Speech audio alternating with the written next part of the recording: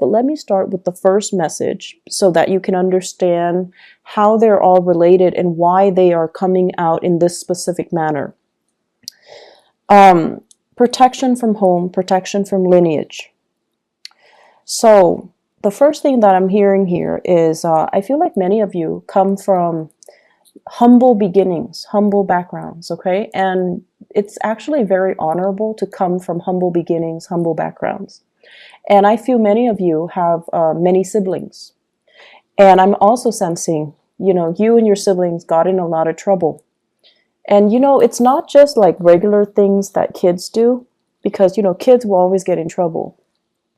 But I feel it's a little bit more than that. And I feel there were definitely situations where you might have lied to your parents, you might have lied to teachers, you might have lied to caretakers because you didn't want your siblings to get in trouble. So it's sort of like everybody is working together to cover for each other and things like that. So I feel like, through that process and the environment that you grew up in, it might not have been the most stable, even the most loving, okay? So I feel like there were definitely a lot of anxiety that you've had regarding caretakers. There was a lot of anxiety that I'm feeling here. And what I mean here is that you felt the need to protect, either protecting your siblings or protecting yourself from some type of the environment that you were in. And so what I'm also sensing as well is, especially if you've behaved in a way where you got in trouble a lot, I feel like you had a lot of divine protection to kind of help you get out of those situations. And I also feel for many of you, it was a series of, getting into trouble. And you had divine protection to kind of get you out of those sticky, dicey situations.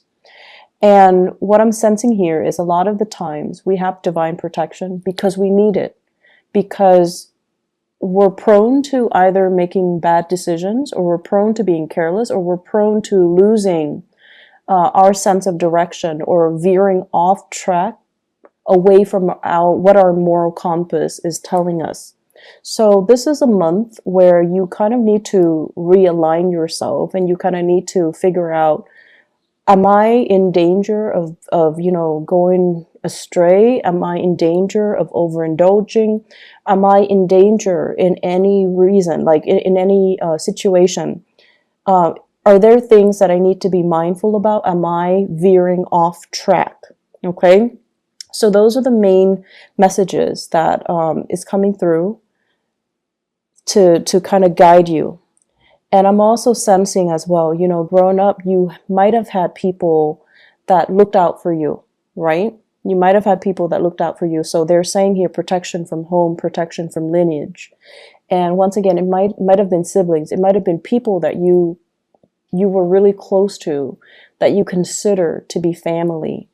But at the same time, it's like constantly getting each other out of trouble or looking out for each other can, in some situations, be enabling.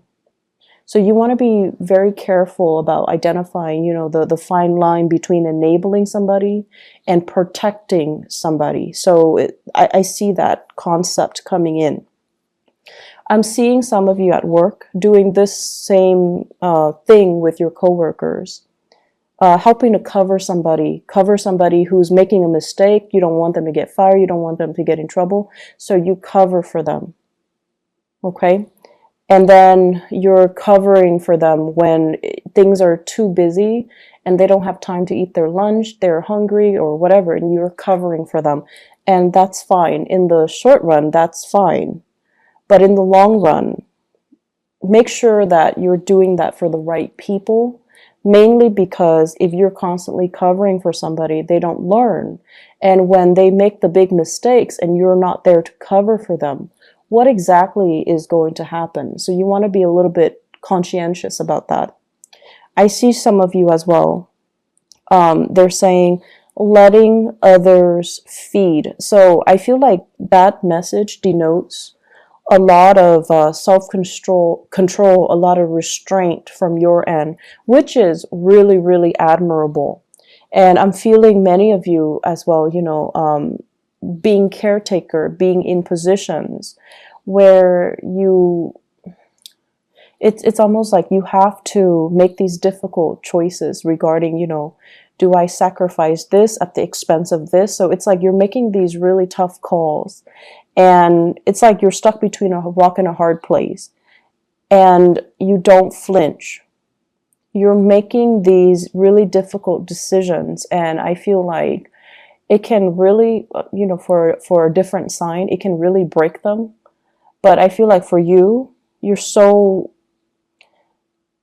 in a way, unfeeling about it. Like you tried so hard to detach yourself emotionally from the decision making process that to you it's like, yes, it's a rock, between a rock and a hard place, but somebody's got to make this decision, or you know, somebody's got to do it.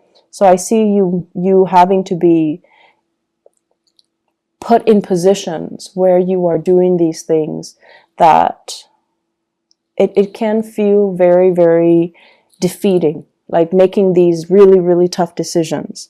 And I see a lot of you having to do this in the work front, and I feel as well, these are the honorable qualities about you that will thrust you into the limelight, and that can really help you professionally. The second message that is coming through here, they're saying no more frivolous acts, okay? So straighten things out. Make sure you're where you're supposed to go. Make sure you are in alignment with your moral compass more than anything. So I see this compass, and then it says like morality on it. And it's kind of, you know, when a compass needle, it oscillates or it fluctuates. It's almost like you're close, but you're a little bit off track.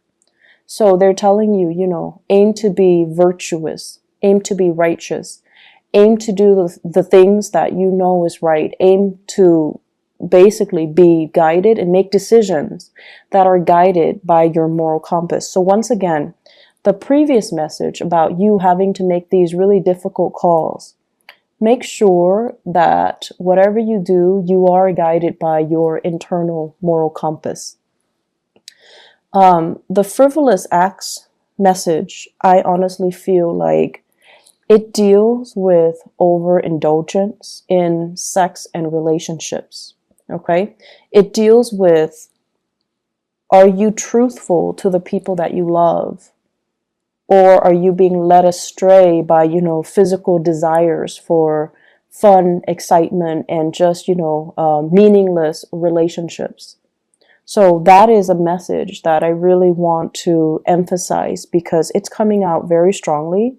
It's coming out across 3 cards here in this spread. And so they're saying as well, you know, frivolous acts and overindulging and doing things based on our baser desires rather than from spiritual enlightenment. So I do see a lot of drinking, spending, you know, all night drinking and then making bad decisions. I do see people with a lot of relationship partners. So I would really, really urge you, be careful about protection. Be careful about shielding yourself from, you know, negative energies. Be careful as well that you don't end up, you know, like drinking the night away and then waking up next to a stranger and not using protection. So, you know, things like that. And I'm not going to go into that in further. So just please be careful for this month. It is still Mercury retrograde until the 15th. I believe is the 15th. And it's a prime time for us to do things in a more reckless manner. And it's a prime time for us to make mistakes, okay? In order to even miscommunicate, misunderstand, and do things that we normally wouldn't do. So it's a good time for you to be extra careful if you are sleeping around, if you are, you know, running around, having multiple relationships and with people that you don't know very well. So just please be careful about that. All right. So try to steer yourself on the right path and whatever vows you make to your relationship partner, make sure you honor them. Make sure you honor them, okay? Um, the third message here deals with a pot of money, okay? So like it's basically a pot of money.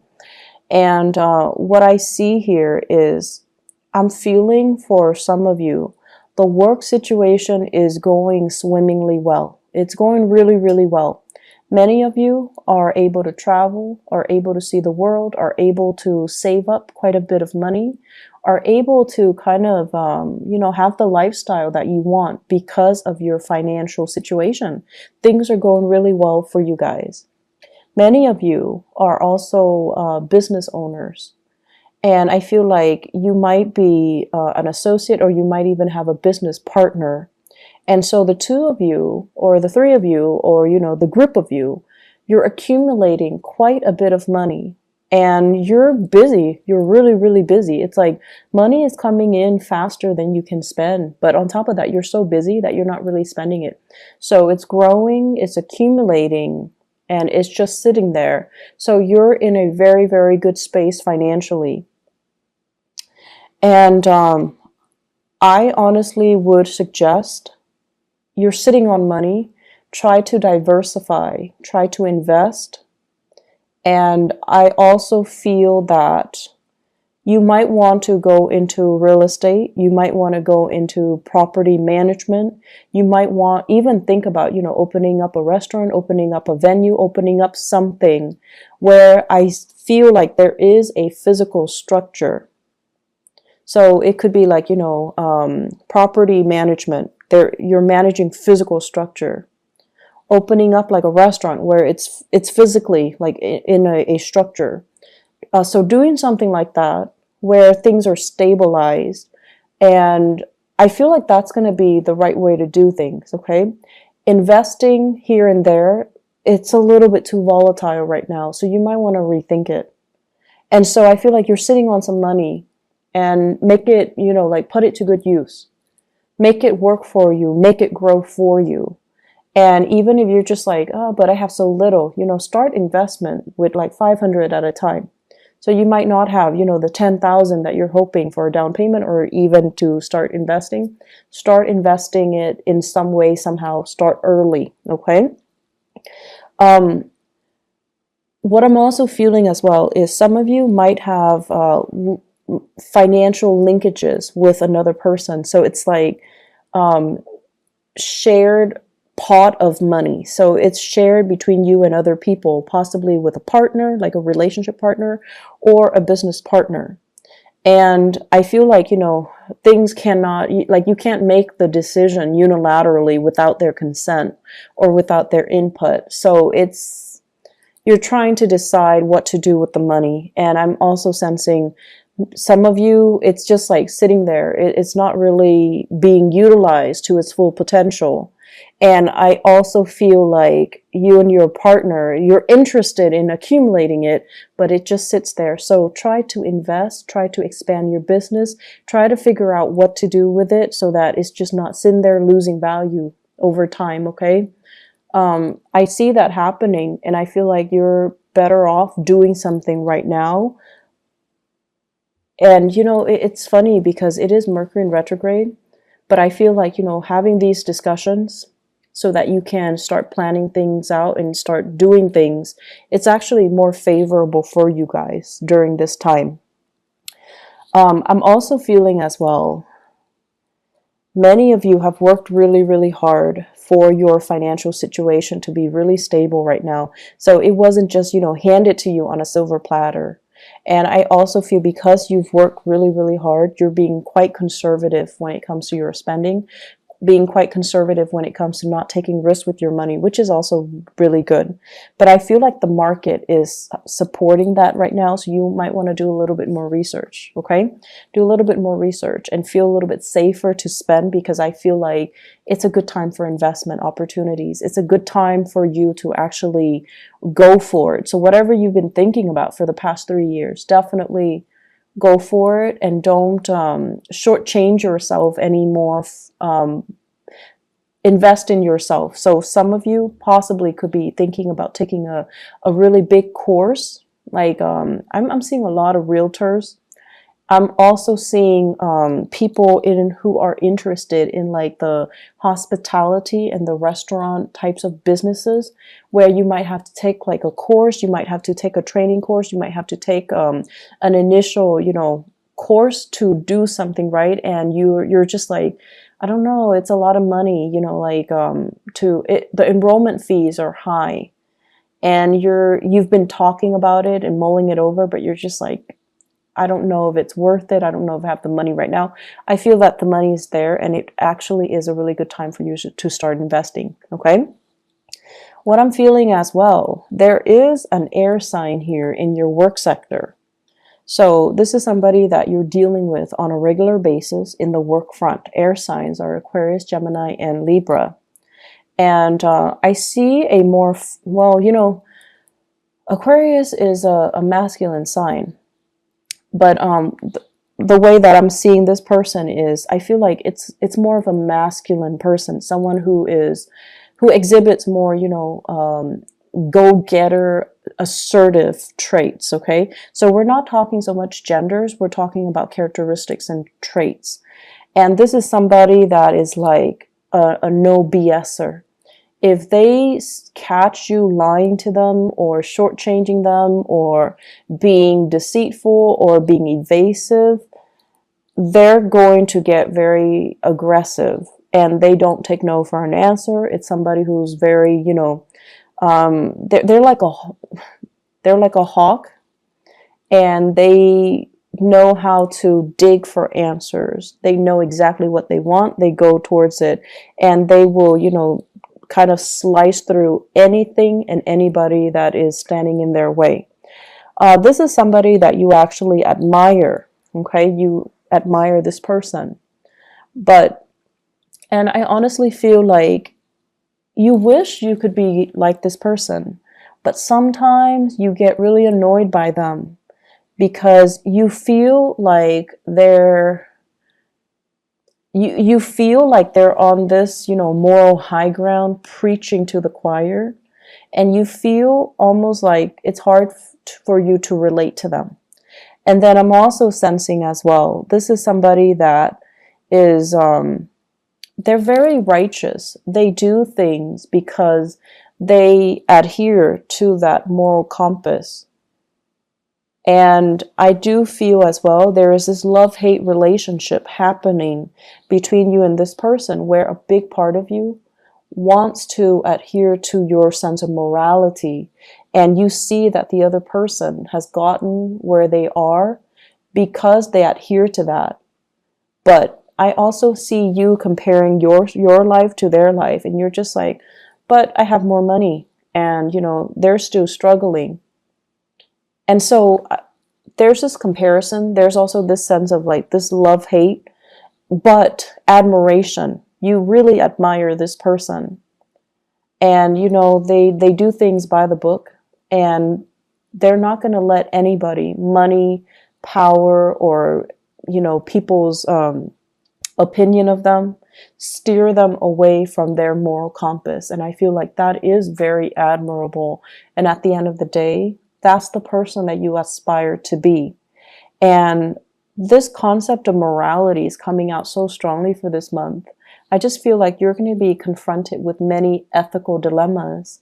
And what you do can, unfortunately, what you do can really set you up for, an accumulation of karma, good or bad.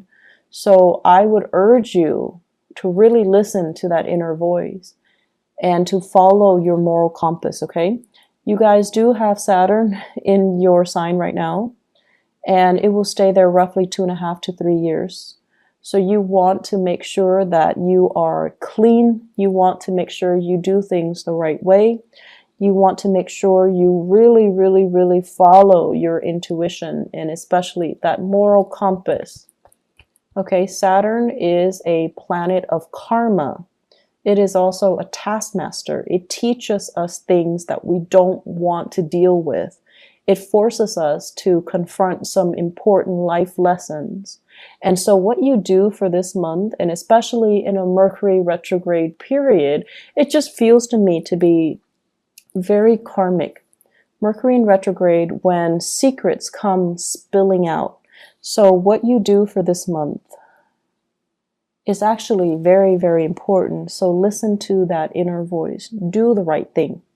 And obviously, you know, that's not going to apply to everybody.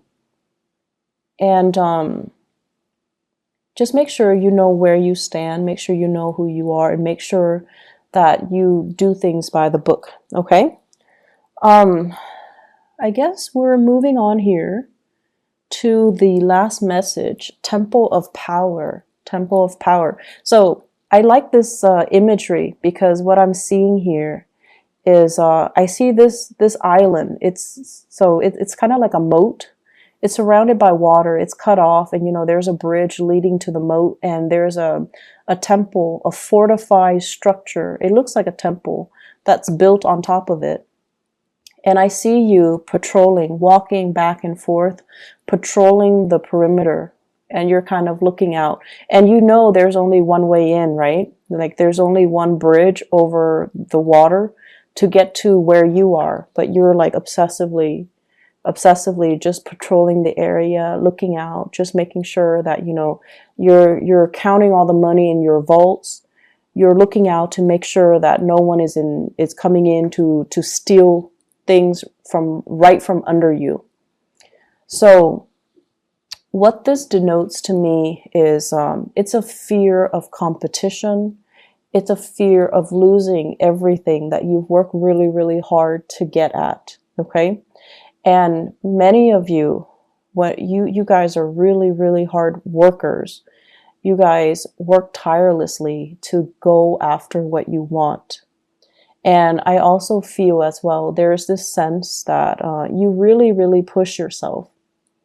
And coupled with the first message about humble beginnings as well, you've gotten where you are today, mainly because I feel for many of you, you've had to make a lot of sacrifices. You had to make a lot of tough decisions.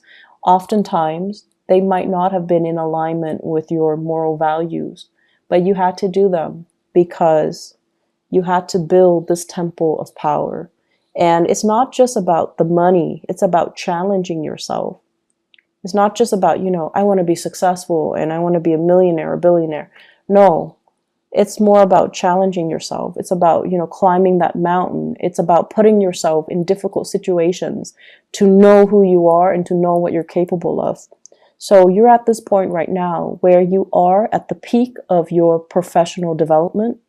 So people respect you, people hold you in reverence, and people really, really admire you, and they come to you for your expertise. So you're in a really, really good place where you have a lot of respect from other people.